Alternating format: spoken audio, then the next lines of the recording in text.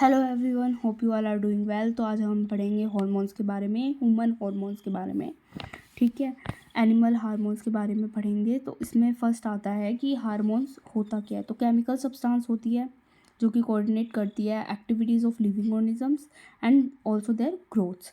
तो सबसे पहले आता है एक्सोक्राइन ग्लैंड्स क्या होते हैं और एंडोक्राइन ग्लैंड्स क्या होता है। हार्मोन्स के बारे में आएंगे। एक्सोक्राइन ग्लैंड्स क्या होता है, एंडोक्राइन ग्लैंड्स क्या होते हैं। तो एक्सोक्राइन ग्लैंड्स वो ग्लैंड्स होते हैं जो कि हम अपना डिस्चार्ज क्या करते हैं, सिक्रीशन जो करते हैं, किससे करते हैं, डक्ट से करते हैं। अब एग्जांपल है पैनक्रियाज है। पैनक्रियाज क्या करता है, दोनों टाइप से करता है।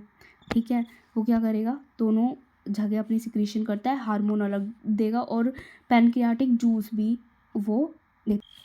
तो क्या होता है कि जैसे कि एक्सोक्राइन ग्लैंड्स जो होती है क्या करेगा, अपने एपिथेलियल सरफेस पे क्या कर देती है, अपना सिक्रीशन डिस्चार्ज कर देती है। जैसे कि बाइल डक्ट हो गया, बाइल डक्ट कर देता है। ठीक है, और गैस्ट्रिक जूसेस होते हैं, गैस्ट्रिक जूसेस क्या करता है, एपिथेलियल सरफेस पे अपना डिस्चार्ज छोड़ देता है।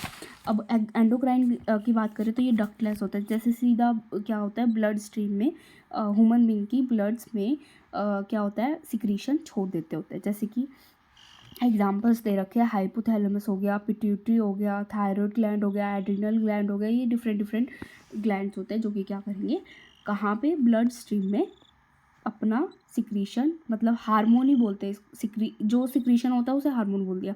ठीक है, उसको उस पर डाल देंगे, ब्लड स्ट्रीम में डाल देंगे। अब इसके बेसिस पे एंडोक्राइन और एक्सोक्राइन, एक और होता है मिक्सोक्राइन। मिक्सोक्राइन क्या होता है, जहाँ पे वो जो ऑर्गन है वो क्या है, दोनों टाइप से बिहेव कर रही है, एक एक्सोक्राइन भी कर रही है और एंडोक्राइन भी करता है, उसे क्या बोल दिया, मिक्सोक्राइन बोल दिया। ओके, तो उसके बिहाफ पे अब हमें क्या करना है, हमें तो हार्मोन से रिलेटेड और उसके ऑर्गन्स से रिलेटेड देखना है कि क्या क्या होता है। हाइपोथैलेमस क्या होता है, सबसे पहला जो होता है वो हाइपोथैलेमस ही होता है। हाइपोथैलेमस जो होता है वो क्या करता है, उसको कुछ नहीं करना होता, उसको ऑर्डर देना होता है पिट्यूटरी को।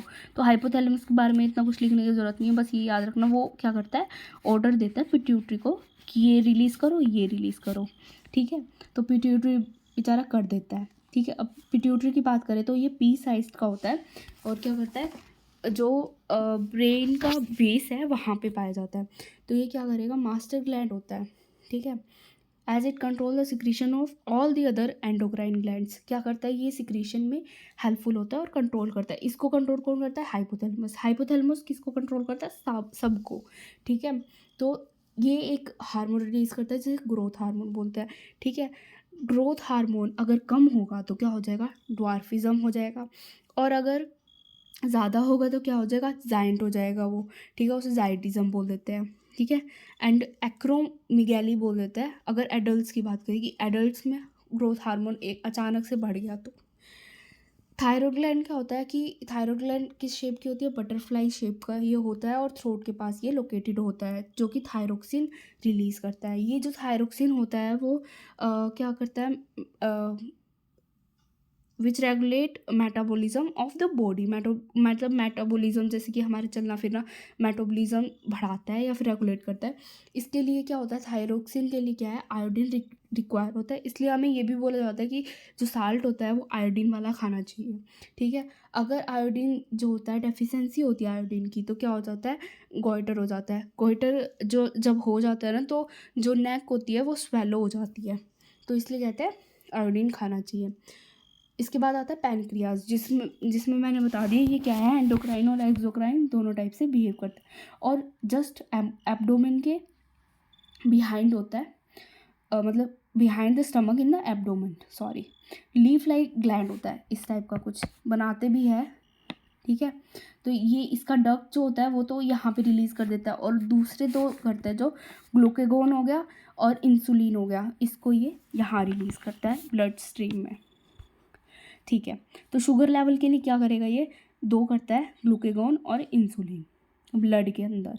ठीक है, दोनों क्या होते हैं, एक दूसरे के एंटागोनिस्टिकल होते हैं, मतलब कि दोनों एक दूसरे के अपोजिट है। अगर इंसुलिन क्या कर रहा है, शुगर लेवल को घटा रहा है, तो ग्लूकेगॉन क्या करता है, शुगर लेवल को बढ़ाता है। ठीक है, और एक्सोक्राइन ग्लैंड का क्या, वो क्या किस वे में काम आता है, पैनक्रियाटिक जूस जिसे बोलते हैं, वो क्या करता है, प्रोटीन, लिपिड्स और कार्बोहाइड्रेट, न्यूक्लिक एसिड्स को ब्रेक डाउन करने में हेल्प करता है। तो अगर इनसफिशिएंट है तो क्या होगा, डायबिटीज़ हो जाएगा। इंसुलिन की इनसफिशिएंसी से क्या होता है, डायबिटीज़ होता है। ठीक है, अब देखते हैं एड्रिनल ग्लैंड। एड्रिनल ग्लैंड को इमरजेंसी ग्लैंड बोलते हैं। दोनों ही किडनी पे ऊपर मिलता है, ऐसा कुछ पहाड़ से खड़ा हुआ। ठीक है, यहाँ से क्या होता है, सिक्रीशन होता है। ठीक है, किडनी से होता है और decrease in size with age के साथ साथ क्या होता है, कम होता जाता है। और F3 होता है फियर, फ्लाइट एंड फाइट। इसकी वजह से क्या होता है, ये सिक्रीट होता है। और नोर एड्रिनलिन भी इससे सिक्रीट होता है। ये सारा एक साथ है कि नोर एड्रिनलिन जो कि एड्रिनल ग्लैंड ही रिलीज़ करता है। तो जब भी क्या होता है, हमारी आइज़ देखती है कि कुछ हमारे पीछे कुत्ते पड़ गए तो ये रिलीज़ हो जाएगा, हम भागने लग जाएंगे, या हमें किसी भी चीज़ से डर लग रहा है तो एड्रिनल ग्लैंड बढ़ जाएगा। इसकी वजह से क्या होता है, एक तो नर्व सेल्स बहुत मतलब रिस्पॉन्स जो होएगा उसका जल्दी हो जाएगा। दूसरी एक और चीज़ होती है कि जो हार्ट रेट वगैरह होता है ना, इसकी वजह से बढ़ जाता है। हार्ट रेट बढ़ेगा तो बॉडी के पास जल्दी ऑक्सीजन पहुंचेगी। ऑक्सीजन जल्दी पहुंचने पे क्या होगा, हमारी जो मसल्स होगी जल्दी जल्दी कॉन्ट्रैक्ट रिलैक्स करेगी और हम जल्दी जल्दी भागेंगे, या फिर हम जो भी कर रहे हैं वो जल्दी जल्दी होने लग जाएगा। ठीक है, तो फियर, फाइट, फ्लाइट में क्या काम आता है, याद रखना, इमरजेंसी ग्लैंड।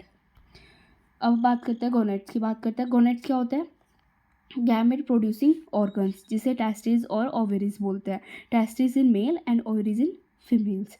तो टेस्टिस क्या करती है, मेल हार्मोन टेस्टोस्टेरोन रिलीज करती है, और ओवरी क्या करती है, ओस्ट्रोजन एंड प्रोजेस्टेरोन रिलीज करती है। अब टेस्ट्रोजन और ओस्ट्रोजन का क्या काम होता है, टेस्ट्रोजन और ओस्ट्रोजन का काम होता है गैमेट्स को प्रोड्यूस करना, और जो सेक्सुअल कैरेक्टरिस्टिक होते हैं, जो मेल्स के अलग होते हैं और फीमेल्स के अलग होते हैं, उसको प्रोड्यूस करना, मतलब उसके लिए ये रिस्पॉन्सिबल होता है। और जो प्रोजेस्टेरोन होता है वो क्या होता है, एक प्रेगनेंसी हार्मोन होता है। जब वुमेन प्रेग्नेंट होती है तब इसका रिलीज़ होता है। ठीक है, उसके बाद आता है एक फीडबैक मैकेनिज़्म। फीडबैक मैकेनिज़्म कुछ नहीं है, सपोज़ करो कि हार्मोन्स के रिलीज़ होते रहते हैं, नहीं ना, हार्मोन्स रिलीज़ नहीं होते। इसके लिए क्या होता है, पॉजिटिव फीडबैक मैकेनिज़्म होता है और नेगेटिव फीडबैक मैकेनिज़्म होता है। ठीक है, पॉजिटिव फीडबैक मैकेनिज़्म कब दिया जाएगा, कि हमें पता है कि हाँ भाई अब फुलफिल हो गई। ठीक है, नहीं, क्या होता है इसके अंदर, the timing and amount of hormone release. ये हमने देख लिया कि अगर ज़्यादा होगा तब भी दिक्कत हो जाएगी, नहीं कम हुआ तब भी दिक्कत होगी। तो whenever there is a change in normal state, जब भी स्टेट क्या होगी, नॉर्मल होगी, message are send to increase secretion if there is a fall below the normal level, और to decrease secretion if there is a rise normal level to store normal body state. Such mechanism is called negative feedback mechanism. Blood sugar level जैसे होता है कि blood sugar level में क्या होगा, कि अगर ब्लड शुगर लेवल स्टिमुलेट होता है कि जैसे शुगर लेवल इंक्रीज़ हो गया मान लो। ठीक है, शुगर लेवल इंक्रीज़ होने पे क्या होगा, हम कहेंगे इंसुलिन का सिक्रीशन करो, कहेंगे ना, तो वो क्या करेगा, उससे वो क्या करेगा, मेंटेन रहेगा। ठीक है, बट इफ़ फॉल डाउन हो गया तो क्या करेगा, हम क्या करेंगे, फॉल डाउन हो गया, अगर blood sugar level fall down हो गया तो हम क्या करेंगे, ग्लूकेगोन का करो। ग्लूकेगोन क्या करता है, शुगर लेवल को इंक्रीज़ करता है। ठीक है, तो ये दो टाइप के मैकेनिज्म हो गए, जिसे हम नेगेटिव फीडबैक मैकेनिज्म बोल देंगे, कि हम अब नेगेटिवली भेज रहे हैं कि बस बंद करो भाई, अब नहीं चाहिए तुम। ठीक है, वो क्या हो गया, नेगेटिव फीडबैक। पॉजिटिव मतलब भेजो, हो गया पॉजिटिव। That's it. इसके बारे में हम पढ़ेंगे नेक्स्ट वीडियो में। Thank you very much.